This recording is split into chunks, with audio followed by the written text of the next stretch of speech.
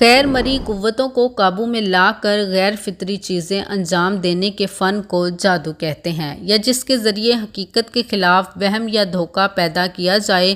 یہ فن ہر دور اور ہر قوم کے عقیدے اور رسومات کا حصہ بنا رہا ہے، اور قدیم زمانے سے ہی ہر دور میں مختلف لوگوں نے خود کو جادوگر ہونے کا نہ صرف دعویٰ کیا بلکہ واقعی ایسی غیر فطری چیزیں کر کے دکھائیں جو عقل سے بالاتر ہوتی ہیں۔ قدیم مصری، بابل اور ویدک اور دیگر تہذیبوں نے دیوتاؤں کی طاقت کا ذریعہ بھی جادو کو ہی خیال کیا جاتا ہے۔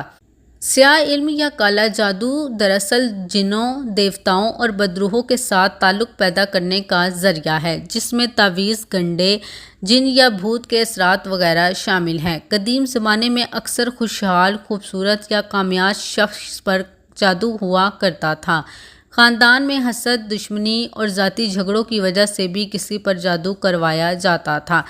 جادوگر یا عامل اس کام کے لیے ماہر ہوتے تھے جو مختلف روحانی عملیات اور کالے جادو کے ماہر ہوا کرتے تھے۔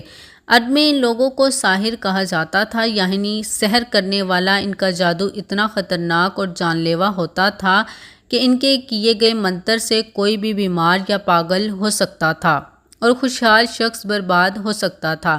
اسلام سے قبل عرب کی سرزمین پر بڑے بڑے کاہن، جادوگر اور ساحر موجود تھے جن کا جادو مشہور زمانہ اور دور دور تک جانا جاتا تھا۔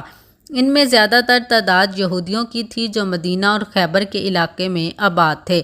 جب حضرت محمد صلی اللہ علیہ وآلہ وسلم کی آمد ہوئی تو ان جادوگروں نے حضور پاک صلی اللہ علیہ وآلہ وسلم پر بھی جادو کرنے کی ناکام کوشش کی، اور لبید بن عاصم نام کا ایک بدبخت جادوگر نے حضور صلی اللہ علیہ وآلہ وسلم پر جادو چلایا۔ یہ اس وقت کا واقعہ ہے جب رسول اکرم صلی اللہ علیہ وآلہ وسلم مکہ سے ہجرت کر کے مدینہ تشریف لا چکے تھے۔ اسلام کی دعوت و اشاعت دن دگنی اور رات چگنی ترقی کر رہا تھا۔ عرب کے بڑے بڑے قبیلے مٹھی بھر ایمان والوں کے سامنے ایک ایک کر کے گھٹنے ٹیک رہے تھے۔ مدینہ اور خیبر کے اندر سینکڑوں سالوں سے یہودی لوگ بھی آباد تھے جن کے پاس بے شمار زمینیں، کھیت کھلیان اور دولت تھی، اور تجارت و معیشت میں بھی ان کا گہرا اثر تھا۔ مدینہ کے لوگ بھی اپنا مال ان کے پاس ہی بازاروں میں بیچا کرتے تھے، اور جب لوگوں کو قرض کی ضرورت ہوتی تو یہ یہودی انہیں سود پر قرض دیتے تھے۔ لیکن رسول اللہ صلی اللہ علیہ وآلہ وسلم کی مدینہ ہجرت اور اسلام کے غلبے کے بعد ان یہودیوں کی چوداہرت ختم ہو گئی تھی۔ دوسری طرف یہ یہودی محمد صلی اللہ علیہ وآلہ وسلم کی جان کے دشمن بن بیٹھے تھے، کیونکہ ان کے مطابق آخری نبی ان کی قوم میں آنا چاہیے تھا، نہ کہ بنی اسرائیل میں۔ لہٰذا ان یہودیوں نے حضور صلی اللہ علیہ وآلہ وسلم اور مسلمانوں کو نقصان پہنچانے کی ہر ممکن کوشش کی۔ اس زمانے میں بنو زریق ایک جادوگر لبید بن عاصم بہت ہی مشہور یہودی ساحر تھا، لہٰذا خیبر کے شر پسند یہودیوں نے ایک ناپاک منصوبہ بنایا اور یہ لوگ لبید کے پاس پہنچے۔ انہوں نے اسے سونے کی چند اشرفیاں دی اور اس سے کہا کہ وہ جادو اور طلسم کی کوئی خطرناک قسم سے محمد پر ایسا جادو چلائے کہ ان کا کام تمام ہو جائے، نعوذ باللہ۔ لہٰذا اس نے اس ناپاک مقصد پر کام کرنا شروع کر دیا اور اپنی 2 عیار جادوگر بہنوں کو بھی شامل کر لیا۔ لبید بن عاصم نے حضور پاک صلی اللہ علیہ وآلہ وسلم سے میل جول بڑھایا۔ اس نے دیکھا کہ ایک کم عمر لڑکا آپ صلی اللہ علیہ وسلم کے گھر آتا جاتا ہے اور وہ حضور صلی اللہ علیہ وآلہ وسلم کی خدمت کرتا ہے۔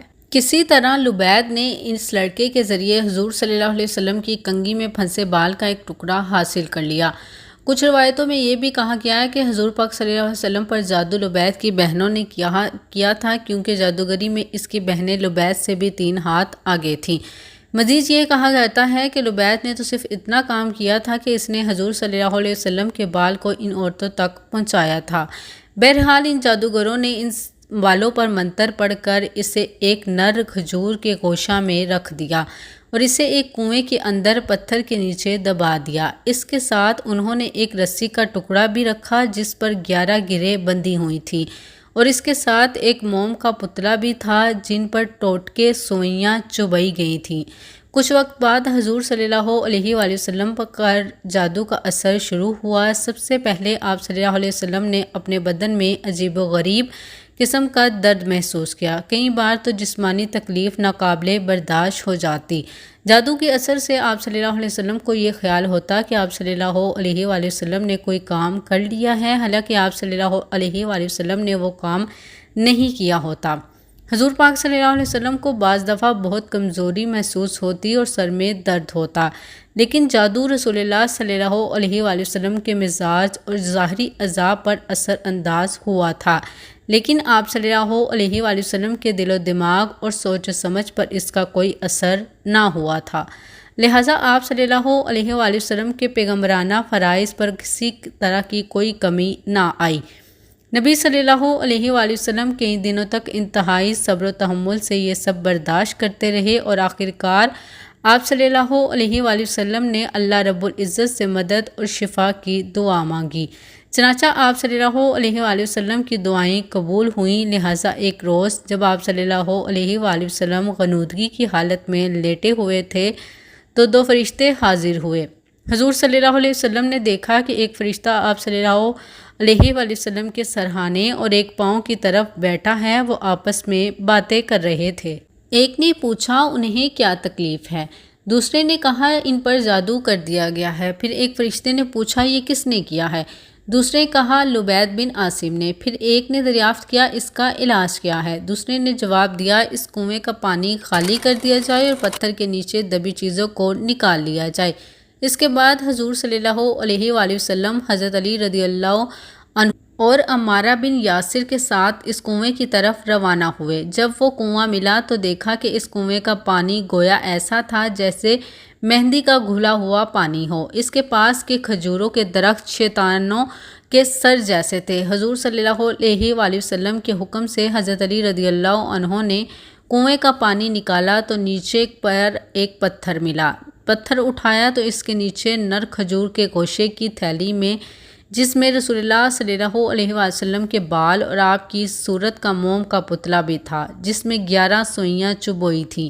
ان چیزوں پر ایک رسی بھی تھی جس میں 11 گریں لگی ہوئی تھی۔ اس موقع پر حضرت جبرائیل امین علیہ السلام سورہ فلق اور سورہ ناس لے کر حاضر ہوئے اور حضور صلی اللہ علیہ وآلہ وسلم سے کہا کہ آپ صلی اللہ علیہ وآلہ وسلم ایک ایک آیت پڑھتے جائیں، چنانچہ حضور صلی اللہ علیہ وآلہ وسلم نے ان آیتوں کی تلاوت شروع کی اور ساتھ ساتھ گرے بھی کھولتے رہے اور اس پتلے سے سوئیاں نکلتے رہے۔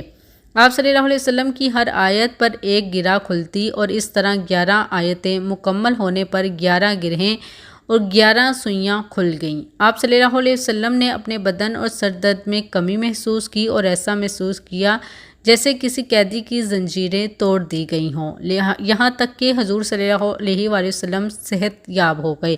صحابہ کرام کو جب لبید کی ناپاک حرکتوں کا علم ہوا تو وہ طیش میں آ گئے اور لبید کو موت کے گھاٹ اتارنے کا ارادہ کیا، مگر رسول اللہ صلی اللہ علیہ وآلہ وسلم نے انہیں ہر قسم کے انتقام سے منع کیا اور صبر اور خاموشی اختیار کرنے کو کہا۔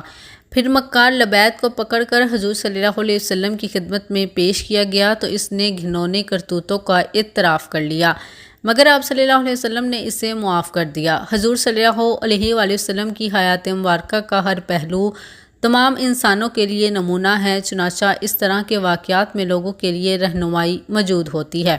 اگر غور کریں تو لبید کے ذریعے کی گئی اس خطرناک جادو کے توڑ کے لیے حضور صلی اللہ علیہ وسلم نے کتاب اللہ کی آیتوں سے مدد لی اور امت کو دراصل یہ پیغام دیا کہ جادو اور سحر یا سفلی کے اثرات کا توڑ زمانہ جاہلیت کی طرح کاہنوں اور ساحروں کے پاس جا کر کروانے کی ضرورت نہیں ہے، بلکہ اللہ رب العزت کے کلام میں وہ قوت و طاقت ہے کہ اس سے دنیا کا بڑے سے بڑا جادو زائل ہو سکتا ہے۔ شرط صرف یہ ہے کہ ہمیں اللہ رب العزت کے نازل شدہ کلام پر کامل اعتماد اور یقین ہو۔